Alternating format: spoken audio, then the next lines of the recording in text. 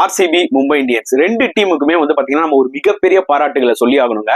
சரியான ஒரு மேட்ச் பார்த்த ஒரு ஃபீலிங் இந்த வருஷத்துல எனக்கு தெரிஞ்சு இதுதான் ஒன் ஆஃப் த பெஸ்ட் மேட்ச்னு கண்டிப்பா சொல்லி ஆகணும். ஆர்சிபி சத்தியமா இந்த வருஷம் வேற லெவல்ல விளையாடுறாங்க. இந்த வருஷம் விட்டுடக்கூடாது, கப்பா அடிச்சே ஆகணும் விளையாடுற மாதிரி தெரியுது. அவங்களோட கேப்டன் ரஜத் பட்டிட்டார் செம காம் அண்ட் கம்போஸ்டா இருக்காரு. சூப்பரான டிசிஷன்ஸ் எல்லாம் எடுக்கிறாரு.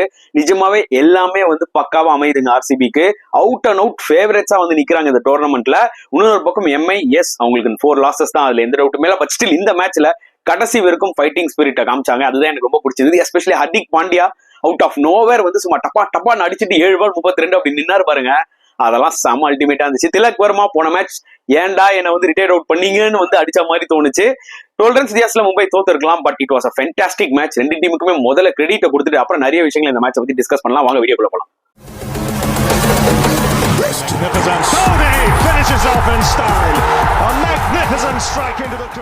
வணக்கம் நண்பர்களே, welcome to my channel CCF உங்கள் cricket with mister cocktail furious. இப்போ நம்ம டிஸ்கஸ் பண்ண போற டாபிக் IPL 2025 ஓட மேட்ச் 20 ஓட ரிவ்யூ தான். Between Mumbai Indians versus Royal Challengers Bengaluru at Wankhede stadium. So இந்த மேட்ச் வந்து பாத்தீங்கன்னா பயங்கரமா நிறைய பேர் ஆர்வமா இருந்தாங்க. இந்த மேட்ச் வந்து ரொம்ப இன்ட்ரெஸ்டிங்கா இருக்க போகுது. அதுவும் வாங்கடேல விளையாட போறாங்க. ஆர்சிபி வேற செம ஃபார்ம்ல இருக்காங்க.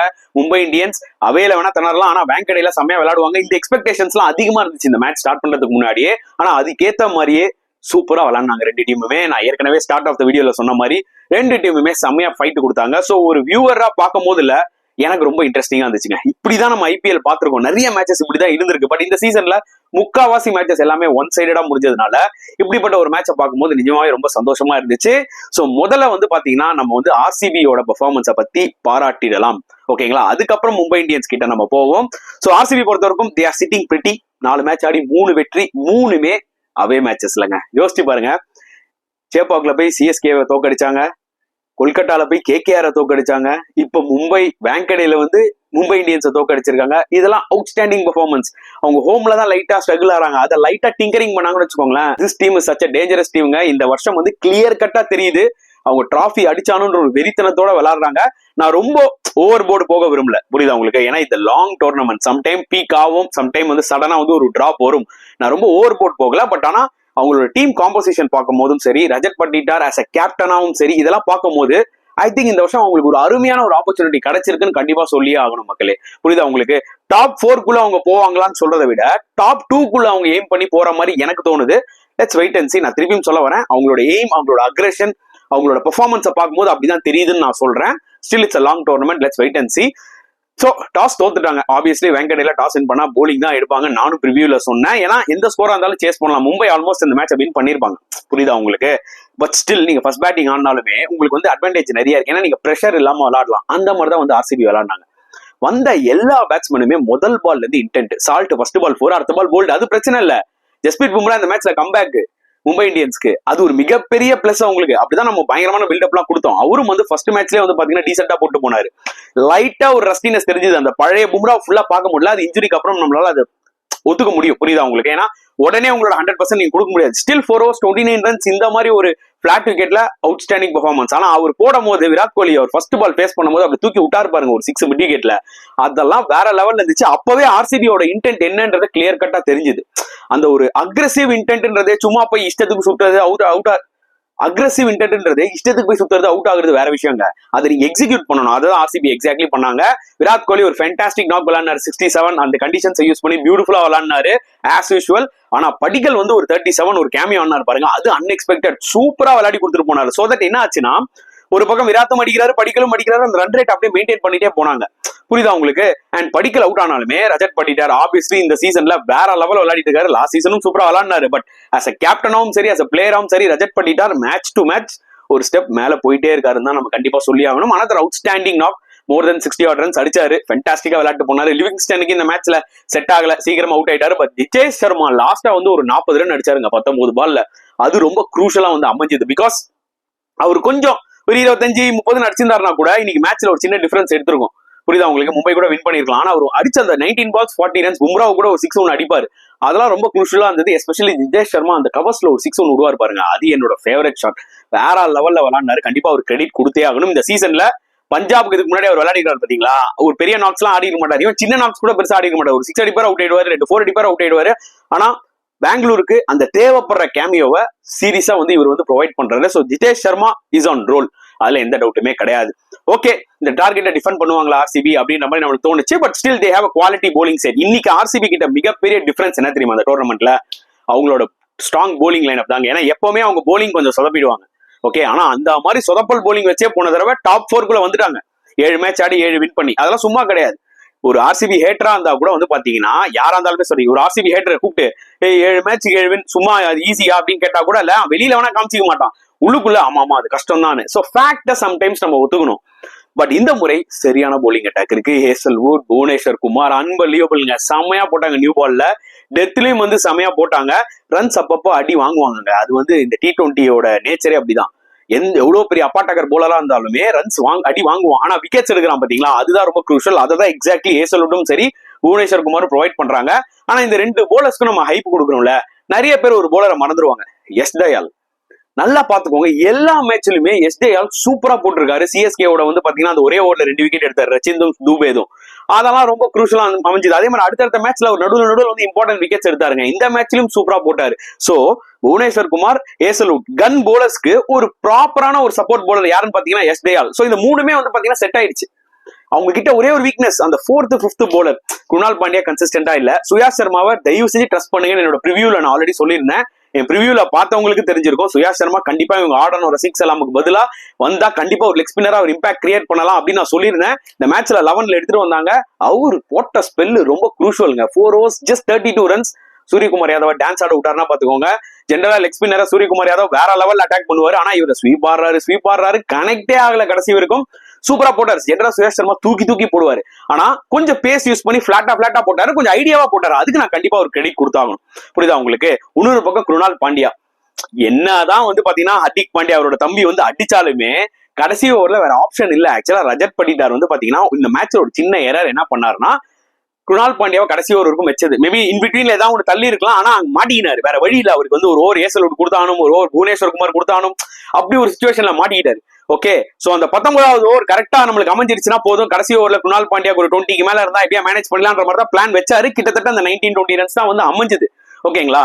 சோ அது என்ன சொல்லுவோம், 0 to hero. அது வந்து பாத்தீங்கன்னா நீங்க கிரிக்கெட்ல நிறைய ஆளாங்க. ஹீரோ டு 0 ஆடுறதுலாம் வேற விஷயம். ஆனா 0 to hero நீங்க நிறைய சிச்சுவேஷன்ல ஆகலாம்.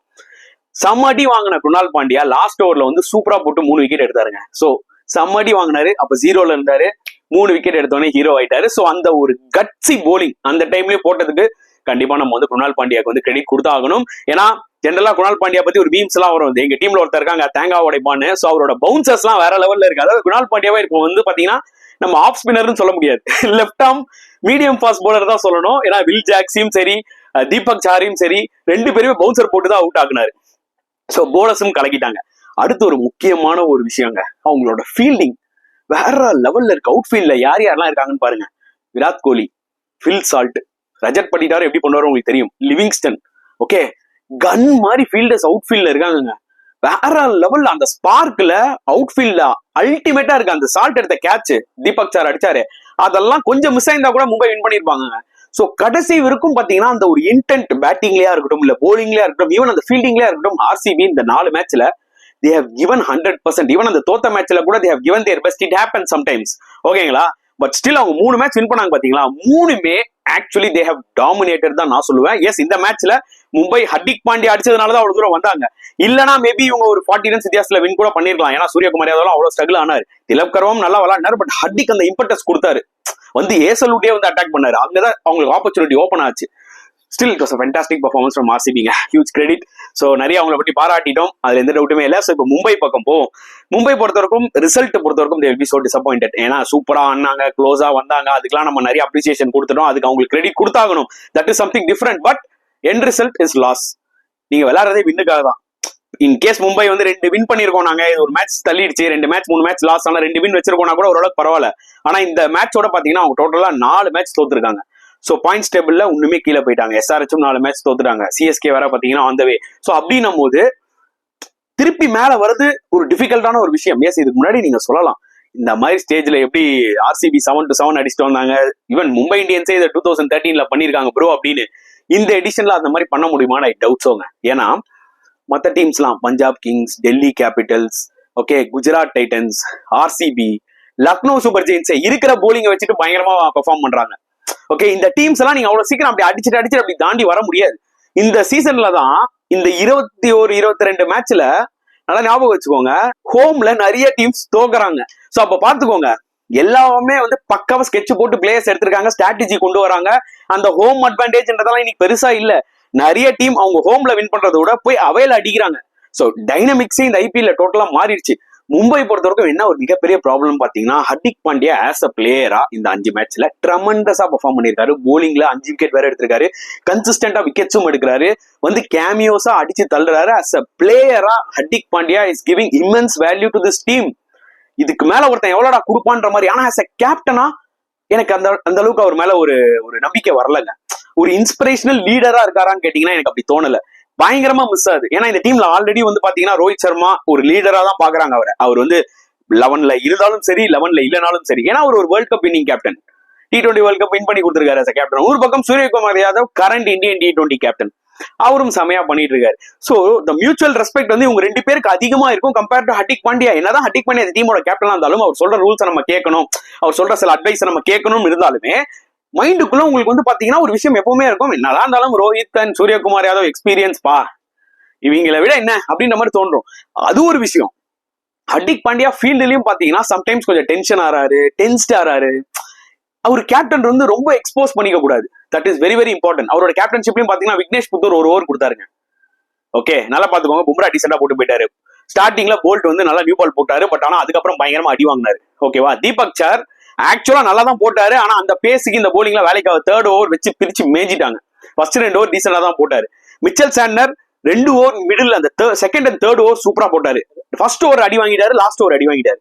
ஓகே, ஹர்திக் பாண்டியாவும் பாத்தீங்கன்னா டீசெண்டா போட்டாரு. விக்னேஷ் புத்தூர் மாதிரி ஒரு என்னைக்குமே சைனா மேன் போலர் உங்களுக்கு வந்து பாத்தீங்கன்னா விக்கெட்ஸ் எடுத்து கொடுக்கலாம். எப்படி சுயாஷ் சர்மா 4 ஓவர் போட்டு 32 தான் கொடுத்தாரு. அந்த வகையில விக்னேஷ் புத்தூர் ஃபர்ஸ்ட் ஓவர்ல 10 ரன் கொடுத்து ஒரு விக்கெட் எடுத்தாரு. அப்பவே 300 ஓவர் அவர் கொடுத்துருக்கணும். எப்பவுமே பாத்தீங்கன்னா பேட்ஸ்மேன் அட்டாக் பண்ண போய் விக்கெட்ஸ் விடுவாங்க. அந்த ஒரு அக்ரெசிவ் அப்ரோச் வந்து ஹர்திக் பாண்டியா கிட்ட வேணுங்க. எப்படிங்க சேப்பாக் மேட்ச்ல கன்னு மாதிரி 4 ஓவர் கொடுத்தாரு சூரியகுமார் யாதவ் விக்னேஷ் புத்தூருக்கு. நீங்க சொல்லலாம் அந்த கண்டிஷன்ஸ் வேற இந்த கண்டிஷன்ஸ் வேற, நீங்க தில்லா வந்து கொடுத்தாதானங்க தெரிய வரும். 5 போலர் வச்சு வின் பண்ணலையாங்க ஆர்சிபி இந்த மேட்ச்ல. உங்களுக்கு என்ன 5 போலரா, 6-7 போலர் இருக்காங்க வில் ஜாக்ஸோட சேர்த்தீங்கன்னா அந்த டீம்ல. அப்படின்னும் போது அந்த பையனுக்கு இன்னொரு எக்ஸ்ட்ரா ஓவர் கொடுத்துருக்கணும்ல, அந்த ஒரு கட்ஸ் இருக்கணும். அது இல்ல ஹர்திக் பாண்டியா கிட்ட. அங்கதான் அந்த கேப்டன்ஷிப் இன்ஸ்டிங்க்ட்னு ஒன்னு சொல்லுவாங்க. குஜராத் டைட்டன்ஸ்க்கு ஹர்திக் பாண்டியா கேப்டன்ஷிப்ல வந்து கப்பு தூக்கி அடிச்சிருக்கலாங்க, அது வேற விஷயம். அதுல ஹர்திக் பாண்டியா கான்ட்ரிபியூஷன் மட்டும் இல்ல, பின்னாடி ஆஷிஷ் நேராவும் அதுல கான்ட்ரிபியூஷன் நம்ம அந்த ஒரு கிரெடிட் கொடுத்தாகணும். ஏன்னா அவரும் நிறைய கைட் பண்ணார் ஹர்திக் பாண்டியாக்கு. ஓகே, அந்த டைம்ல குஜராத் டைட்டன்ஸ் எக்ஸ்பெக்டேஷன்ஸும் பெருசா கிடையாது. ஆனா இப்போ அவர் மும்பை டீமுக்கு வந்து கேப்டன் பண்றாருன்னா எக்ஸ்பெக்டேஷன்ஸ் வில் பி எனார்மஸ். ஏன்னா அந்த டீமே பாருங்க, பேப்பர்ல இன்னைக்கு மும்பை இந்தியன்ஸ் டீம் பார்க்கும் போதுல இந்த டீமாடா 4 மேட்ச் தோத்துருக்காங்க அப்படின்ற மாதிரி தான் தோணும். கரெக்டா? எனக்கு அப்படிதான் ஃபீல் ஆகுது. எப்பறம் இப்படி ஒரு டீமை வச்சுக்கிட்டு நீ 4 மேட்ச் தோக்குற அப்படின்ற மாதிரி எனக்கு தோணுது. சிஎஸ்கே 4 மேட்ச் தோக்குறாங்கன்னா புரியுது, ஏன்னா அந்த டீம்ல ஏகப்பட்ட ஓட்ட.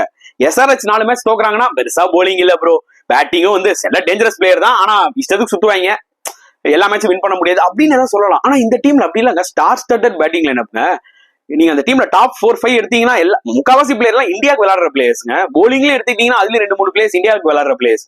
இப்படி ஒரு டீம் எப்படிதான் 4 லாஸ்ன்னு தெரியல. கண்டிப்பா ஹர்திக் பாண்டியா கேப்டன்ஷிப்ல ஒரு பிரஷர் பயங்கரமா ஏறிக்கிட்டே இருக்கு, அதுல டவுட்டே கிடையாது. பார்க்கலாம் எப்படி ரிமைனிங் மேட்சஸ் எம்ஐ வந்து பாத்தீங்கன்னா ஃபைட் பேக் கொடுக்க போறாங்கன்னு சொல்லிட்டு it's going to be tough, அதுல எந்த டவுட்டுமே கிடையாது. But RCB they are on the roll, அதுல எந்த டவுட்டுமே இல்ல. ஹோம்ல தான் ஒன்னும் வின் பண்ணல, ஹோம்ல இன்னும் ஒரு விக்டரியா பாத்துட்டாங்க. அதான் சொல்லுவாங்க, அந்த பிளட்டை டேஸ்ட் பண்ணிட்டாங்க. என்ன ப்ரோ ஓவரா பில்டப் தர ஆர்சிபிக்கு அப்படிலாம் இல்லைங்க, அவங்களோட கேம் அந்த மாதிரி இருக்கு. அதே மாதிரி மேட்ச் வின் பண்ணாங்கன்னா என்ஜாய் பண்றாங்க, அப்படியே சைலண்டா போயிடுறாங்க. So this time they are well prepared. நம்ம ஓவரா இந்த வாட்டி செலிப்ரேட் பண்ணக்கூடாது, எங்க செலிப்ரேட் பண்ணணுமோ அங்கதான் பண்ணணும். ஸோ எல்லாமே நிறைய விஷயங்களே மாத்தி இருக்காங்க. ஆக்சுவலா ஃபேன்ஸை விட்டுருங்க, நான் சொல்றது பிளேயர்ஸ். அதனால கண்டிப்பா அந்த டீமுக்கு நம்ம கிரெடிட் கொடுத்தானும். பட் நம்ம வந்து ஒரு விஷயம் கண்டிப்பா கிரெடிட் கொடுத்தானுங்க. திலக் வர்மா போன மேட்ச்ல சரியா விளையாடலானாலும் அவர் வந்து செம்ம நாக் ஒன்று விளையாடினாரு, அது ஒரு விஷயம். At the same time Rohit Sharma நல்லா ஸ்டார்ட் கொடுத்தாரு, அப்புறம் போல்ட் ஆயிட்டாரு. அகைன்ஸ்ட் லெஃப்ட் ஆர்ம் சீமர்ஸ் நிஜமா ஸ்ட்ரகிளரா இருங்க. ரஜத் பட்டிதாரோட கேப்டன்ஷிப் எனக்கு அங்கதான் ரொம்ப பிடிச்சிருந்ததுங்க. சீரியஸாவே கரெக்ட் டைம்ல அப்படி ஒரு லெஃப்ட் ஹேண்டர் ஒரு ஓவர் எடுத்து வந்தாரு பாருங்க, SJல சூப்பரா வந்து விக்கெட் எடுத்தாரு, அதுக்கப்புறம் மாத்திட்டாரு. அதெல்லாம் அவுட்ஸ்டாண்டிங், செம்ம ஸ்கெட்ச் போடுறாங்க எல்லா பிளேயர்ஸ்க்கும், அதுல எந்த டவுட்டுமே கிடையாது. ரிக்கில்டன் நல்லா ஸ்டார்ட் பண்ணாரு, அவரும் அவுட் ஆயிட்டாரு. மும்பை இந்தியன்ஸ் டீம்ல வந்து பாத்தீங்கன்னா நான் பெருசா இவரை டிராப் பண்ணு அவரை டிராப் பண்ணுன்னு சொல்ல விரும்பலங்க. ஒன்லி திங் இஸ் அவங்களோட ஸ்ட்ராட்டஜி வந்து பாத்தீங்கன்னா மிஸ்ஃபயர் ஆகுது. அந்த பழைய எம்ஐ இல்ல, அந்த பழைய சிஎஸ்கே இல்லங்க, அந்த பழைய எம்ஐ இல்லங்க அப்படின்ற மாதிரி இந்த டோர்னமெண்ட்ல இருக்கு. புரியுதா உங்களுக்கு? சோ இந்த ஒரு சூப்பர் மேட்சை பத்தி நீங்க என்ன ஃபீல் பண்றீங்க? மறக்காம கமெண்ட் செக்ஷன்ல போடுங்க. இந்த வீடியோ பிடிச்சிருந்தா லைக் பண்ணுங்க, ஷேர் பண்ணுங்க, முடிஞ்சா சப்ஸ்கிரைப் பண்ணுங்க. ஸோ நெக்ஸ்ட் வீடியோல பார்க்கலாம் ஃப்ரெண்ட்ஸ். அன்டில் தென் பாய்.